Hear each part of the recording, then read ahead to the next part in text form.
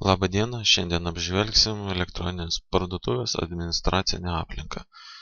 Kaip į ją patekti, tai galite iš elektroninės parduotuvės lparduotuvė LT tiesiog prijungti prie turinio valdymo sistemos, paspaudę štai šitoje vietoje. Mes patenkame iš karto į administracinio prisijungimo langą. Šiuo atveju matote iškart suvestą demonstracinės parduotuvės slaptažodžiai.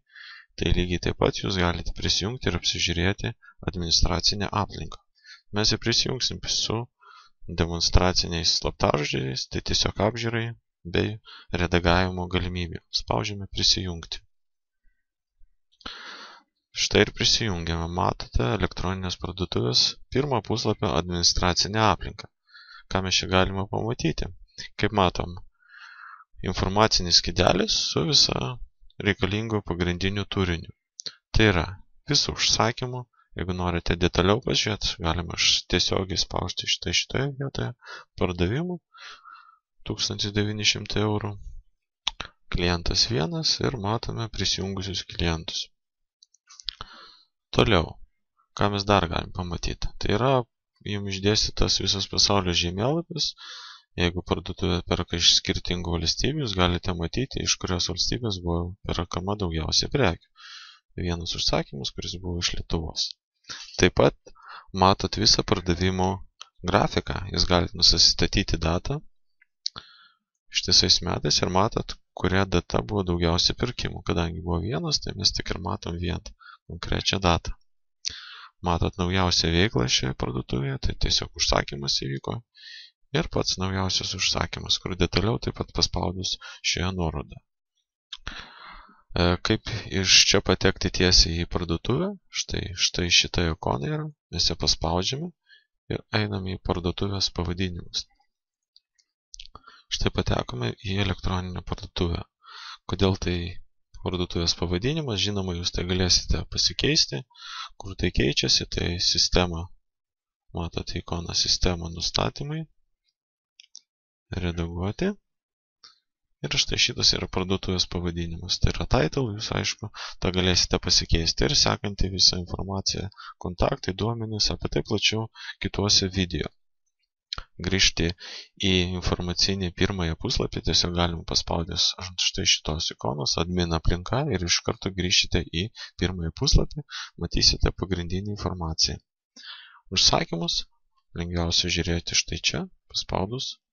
Ir jūs visą matysite informaciją susijusią su šito užsakymu. Mokėjimai, prekės, užsakymo būsena ir taip toliau. Grįžtame į pirmąjį puslapį. Taip pat jūs galite labai patogiai valdyti ir žiūrėti visas funkcijas. Kaip matote, šitas meniu gali būti valdomas štai taip. Ir visas išlindęs daugiau informacijos. Dar persižiūrėsim kelis niuansus, tai yra ties katalogų ir kategorijos. Štai yra suvestos visos pagrindinės kategorijos ir subkategorijos. Su radiklėlė tai jau tai yra subkategorija. Galima pažiūrėti, kaip tai atrodo iš tikrųjų. Štai matot kategorijos ir subkategorijos, bet kurios. Taip. Apie kategorijų valdymą ir redagavimą persižiūrėsime kituose video. Toliau keletas punktų yra katalogas produktai. Štai matot visas prekes esančias šioje elektroninėje parduotuvėje.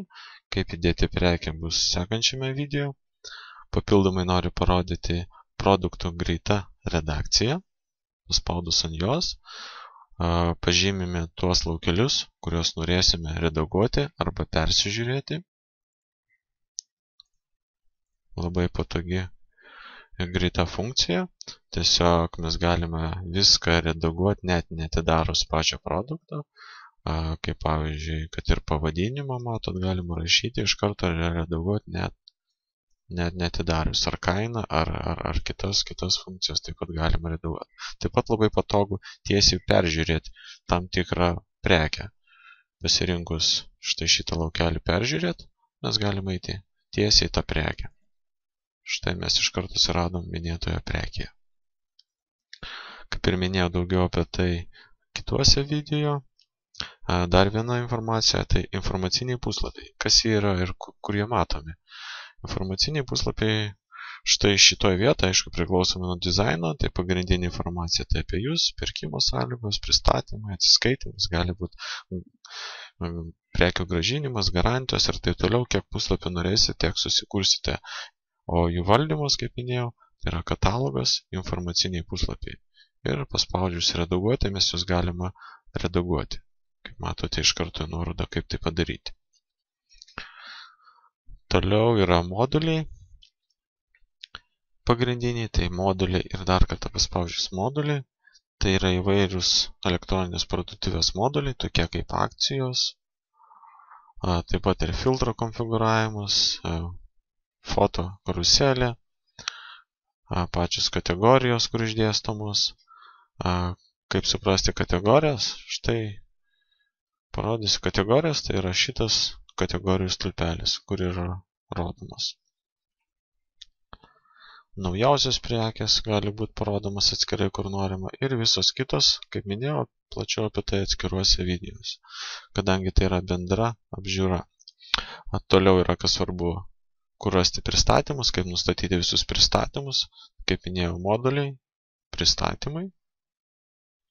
Ir štai yra galimi pristatymo būdai, šiuo metu matot visi išjungti, tik tai jungtas universalus pristatymo modelis, kur jūs galėsite susikonfigūruoti pristatymą, kaip jums reikia. Jeigu neaktualu, tai tiesiog įjungti vieną iš reikalingų pristatymo būdų. Toliau svarbus būdas yra mokėjimai. Rasite visą mokėjimų sąrašą. Tai yra bankinis pavedimas šiuo metu, mokėjimas grynaisiais. Taip pat galite Paysera, buvęs mokėjimų LT modulis jau yra įdiegtas, tiesiog reikia jį aktyvuoti.